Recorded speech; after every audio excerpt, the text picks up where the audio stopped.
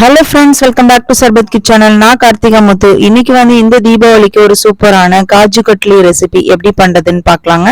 டேஸ்ட்லையும் சரி, ஷேப்லையும் சரி, இந்த காஜு கட்லி அப்படியே ஸ்வீட் கடையில் இருக்கிற மாதிரியே நம்மளாலையும் வீட்டில் செய்ய முடியுங்க. வாங்க இப்போ ஒரு சூப்பரான காஜு கட்லி எப்படி பண்றதுன்னு பார்க்கலாம். அதுக்கு முன்னாடி நம்ம சேனலை மறக்காம சப்ஸ்கிரைப் பண்ணி சப்போர்ட் பண்ணிக்கோங்க. கூடவே பெல் ஐக்கானை கிளிக் பண்ணிக்கோங்க. இப்போ வாங்க வீடியோக்குள்ள போலாம். காஜு கட்லி பண்றதுக்கு நான் இன்னைக்கு ஒரு கப் அளவுக்கு முந்திரி எடுத்திருக்கேங்க. இது ஒரு 125 கிராம் இருக்கும். இது ஒரு சைடு இருக்கட்டும். நெக்ஸ்ட் ஒரு ட்ரையான மிக்ஸி ஜார் எடுத்துக்கோங்க. அதுல நம்ம எடுத்து வச்சிருந்த ஒரு கப் அளவுக்கு முந்திரியை போட்டுக்கோங்க. போட்டுட்டு நல்லா ஒரு 2 பல்ஸ் மோல் கொடுத்து எடுத்துக்கோங்க. ரொம்பவும் அரைச்சிடக்கூடாது. ஸோ பிசு பிசுன்னு ஆயிடும்.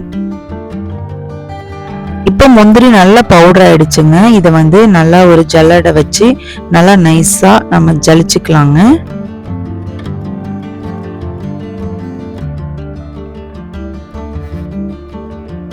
இப்போ ஒரு டைம் நல்லா அந்த பவுடர் ஜலிச்சு வச்சாச்சு. நெக்ஸ்ட் மிச்சம் இருக்கிற பவுடரையும் கொட்டி 2 பல்ஸ் மோட் கொடுத்துட்டு மறுபடியும் அந்த ஃபில்டர் வச்சு நல்லா ஜலிச்சு வச்சுக்கோங்க.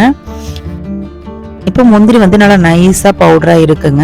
இது கூடவே 1 ஸ்பூன் அளவுக்கு பால் பவுடர் சேர்த்துட்டு நல்லா மிக்ஸ் பண்ணி விட்டுருங்க. இப்போ நம்ம சுகர் சிரப்பு ரெடி பண்ணிக்கலாங்க. அடுப்பை பற்ற வச்சு ஒரு பேனை வச்சுக்கோங்க. அதுல 1/2 கப் அளவுக்கு சுகர் எடுத்துக்கோங்க. நான் 1 கப் அளவுக்கு முந்திரி எடுத்திருக்கேன், 125 கிராம். 1/2 கப் அளவுக்கு சுகர் ஒரு 75 கிராம் கிட்ட இருக்கும். அது கூடவே அந்த ஜீனி முழுகிற அளவுக்கு தண்ணி சேர்த்துக்கோங்க. ரொம்ப அதிகமா சேர்த்துடக்கூடாது. இப்போ சுகர் சிரப்பு நல்லாவே கொதிக்க ஆரம்பிச்சிச்சு. இந்த ஸ்டேஜில் நம்ம ஒரு கம்பி பதத்துக்கு கரெக்டாக நம்ம ஃபிக்ஸ் பண்ணிக்கலாங்க. இப்போ பவுடரை இதில் கொஞ்சம் கொஞ்சமாக ஊற்றி அடுப்பை சிம்மில் வச்சு நல்லா சுகர் சிரப்பையும் அந்த பவுடரையும் நல்லா மிக்ஸ் பண்ணி விட்டுறலாங்க. ஒரு 2 நிமிஷம் நல்லா அந்த சுகர் சிரப்பில் அந்த பவுடர் நல்லா வெந்ததுக்கு அப்புறம் 1 ஸ்பூன் அளவுக்கு நெய் சேர்த்துட்டு நல்லா மிக்ஸ் பண்ணி விட்டுட்டு அடுப்பை ஆஃப் பண்ணிடலாங்க.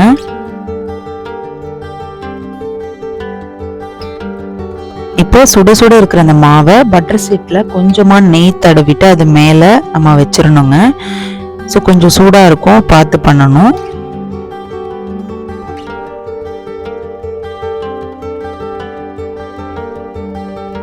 இப்போ இந்த மாவு கையில தொடாம இந்த பட்டர் ஷீட்டாலேயே இந்த மாதிரி நல்லா மிக்ஸ் பண்ணி விட்டு ஒரு சப்பாத்தி மாவு பதத்துக்கு நல்லா மிக்ஸ் பண்ணிக்கலாங்க. மாவு சூடா இருக்கும் போதே நம்ம இந்த மாதிரி பண்ணாதான் நல்லா ஷேப் கிடைக்குங்க. இப்போ பட்டர் ஷீட்டை மேல போட்டு நம்ம சப்பாத்தி கட்டையை வச்சு இந்த மாதிரி நல்லா தின்னான லேயரா நம்ம இந்த மாதிரி திரட்டிக்கலாங்க. இப்போ பாத்தீங்க அப்படின்னா நமக்கு ஒரு சூப்பரான லேயர் கிடைச்சிருச்சு. இப்போ இந்த லேயரை தான் நம்ம ஒரு கரெக்டான ஷேப்புக்கு கொண்டு வர போகிறோம். அதுக்கு முன்னாடி இந்த மாதிரி சூப்பர் மார்க்கெட்டில் கிடைக்கக்கூடிய சில்வர் லீஃப் போட்டுக்கலாங்க. ஸோ இது காஜு கட்லி மேலே அந்த மாதிரிலாம் சில்வர் போட்டுக்குவாங்க. நான் ஆக்சுவலாக இது எப்படி போடுதுன்னே தெரியாமல் இந்த மாதிரி நல்லா போட்டு ஸ்ப்ளிட் பண்ணி விட்டுட்டேன். அந்த மாதிரி பண்ணக்கூடாது. ஜஸ்ட் அப்படியே ஓட்டணும். ஒட்டிட்டு நமக்கு தேவையான சைஸ் நம்ம கட் பண்ணிக்கலாங்க.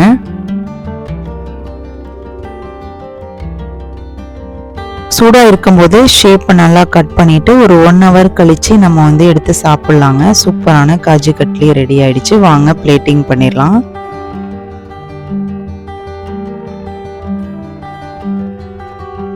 இன்னைக்கு தீபாவளி ஸ்வீட்ஸ்ல ஒரு சூப்பரான காஜு கட்லி செமையா ரெடி பண்ணிருக்கோங்க. இந்த ரெடி பண்ணிட்டு நம்ம சாப்பிடும்போது நம்மளா இந்த டிஷ் செஞ்சோம் அப்படின்ற மாதிரி நமக்கே ஒரு ஃபீல் கிடைக்குங்க. கண்டிப்பா ஒரு டைம் நீங்களும் ட்ரை பண்ணுங்க. இந்த ஸ்நாக்ஸ் சாப்பிட்றதுக்கு செம்ம டேஸ்டா இருக்கும். ஷேப்பு பாத்தீங்க அப்படின்னா திக்னஸும் பாத்தீங்கன்னா இதே மாதிரி தான் இருக்கணும். உங்களுக்கு இந்த ரெசிபி பிடிச்சிருச்சு அப்படின்னா ஒரு லைக் பண்ணிட்டு உங்களோட ஃப்ரெண்ட்ஸ் அண்ட் ஃபேமிலிக்கு ஷேர் பண்ணுங்க. நாளைக்கு ஒரு சூப்பரான ரெசிபியோட நான் உங்களை மீட் பண்றேன். தேங்க்யூ ஃபார் வாட்சிங்.